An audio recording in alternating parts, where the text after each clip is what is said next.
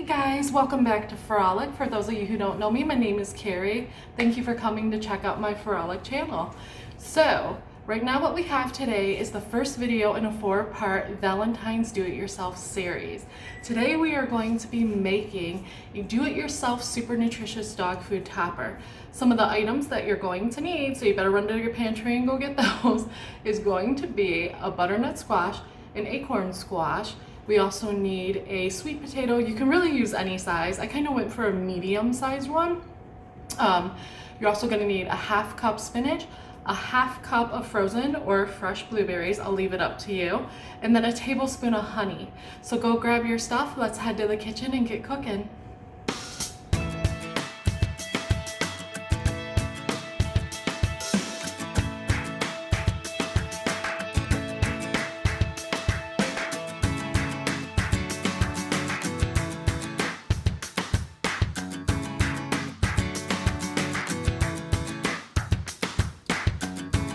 Okay, so what you're going to have to do to prepare your squash for this recipe, you're going to preheat your oven to 350 because you're going to have to bake all your squashes and your sweet potato on 350 for about 40 minutes.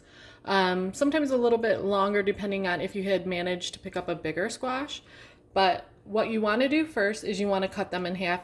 I will say it's extremely difficult trying to cut a butternut squash in half. So if you stick it in the microwave and microwave it for 1 or 2 minutes, it's easier then to cut it in half. Then you're going to have to clean out thoroughly because you want to leave no seeds whatsoever. The seeds are bad. You're going to scrape out. You could either use what I found in the past is an ice cream scooper to clean all the seeds out, or you can also use a spoon, but like I said, make sure you leave no seeds at all. However, a little side note for the seeds, if you're one of those people who love to plant a garden, just save those seeds and then you can use them this upcoming summer.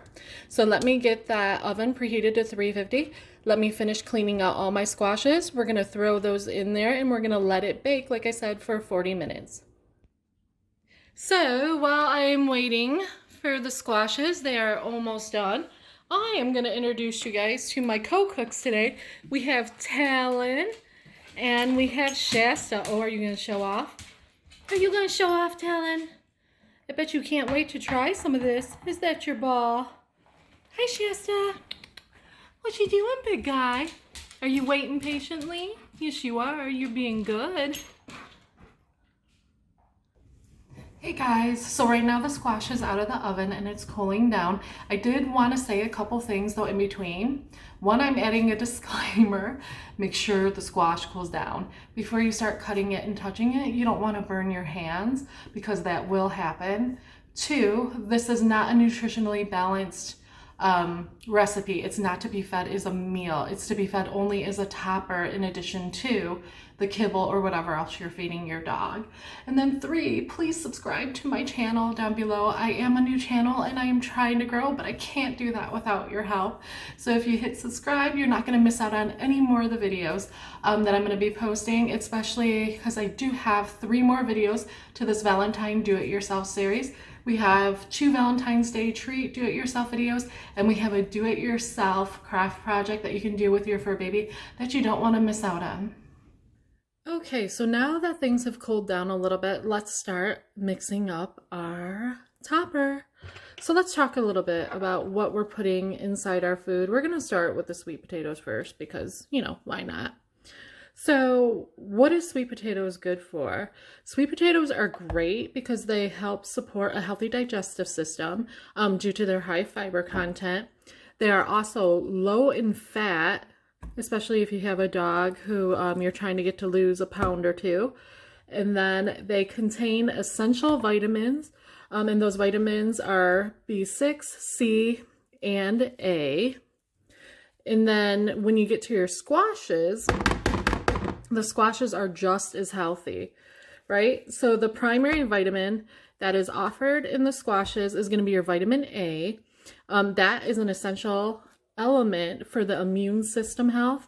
It also helps with the vision and even, believe it or not, reproduction. So if you're a dog breeder, why not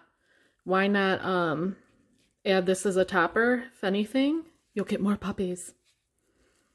Let's scoop this out. Now, some people would use the skin for the extra fiber. However, I don't really need to. I don't like to. The dogs do like it. It gives them something to chew on. Get all this. Let me use my finger. Okay, let me head to the squashes here. And then you just take your spoon, you're just gonna run it over and just scrape it on out. Just get as much as you can. Once again, if you want to leave the skin in there, you can do that as well too. If anything, it just adds more fiber and nutrients to the recipe. And it makes the recipe a little bit more chunky. Now, this part coming up is going to be completely up to you.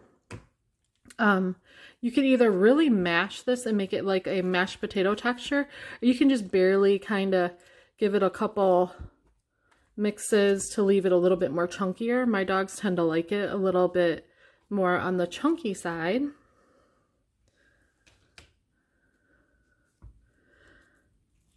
And I'm going to pause the video for a second while I finish scraping these out. And last but not least, we have what I was using anyway, what I like to use is the raw and unfiltered. I'm trying to see if I can get that up there. Honey, because it has less sugars in it, or it has no added sugars to it. Now, I could go on and on all day about the healthy benefits of honey, but then this video would last forever. So I will let you look that up on your own time, because I know I am mentioning it in one of my other videos that are part of this series as well too. And I am just going to take my finger and scrape out all this healthy goodness. And now we're going to give it a stir. And like I said, I like to keep mine a little bit on the chunky side. So you're not going to see me mashing mine all around like mashed potatoes. I'm just kind of tossing it through and just kind of breaking up the pieces. I want them thoroughly mixed, but not mashed. But once again, that choice is all yours. And we're almost there. Which you could even do too to this recipe if you want. There's so many variations of this recipe, and I do change it up on occasion. And sometimes I will even put cranberries in there. Cranberries are great, especially if your dog tends to have urinary tract infections. The cranberries help with that. And then voila, we are all mixed up. It's the texture, the nice pieces, the chunky bits that my guys like. And next, I'm going to dish this up on a little plate, and I'm going to serve it, or I'm going to try to serve it to my little helpers, and we're going to see if they like it. Stay tuned. Okay, so as you can see, I've scooped a couple tablespoons out. I'm going to call Shasta and Talon into the kitchen, and we are going to see if the dogs like this as much as my dogs like it. Okay guys, so who's ready to try their treat? First, let's see. Shasta, come here, Baba. See if you like, oh, well, we got Talon over there. Who likes that one? And you're giving it a good sniff. I'm getting yours, Shasta. You're such a nice boy waiting. There we go. You guys gonna like it? Whose bowl do you like better? Oh, Talon's eating Shasta's. Is that good, Shasta? Is that good? Is there blueberries in there? And spinach? Oh, yes. That's good stuff. We're going to have to give this recipe to Mom so she can put it on top of your food. Yes, we are. Well, as you can see, the vote is out. The puppies like it.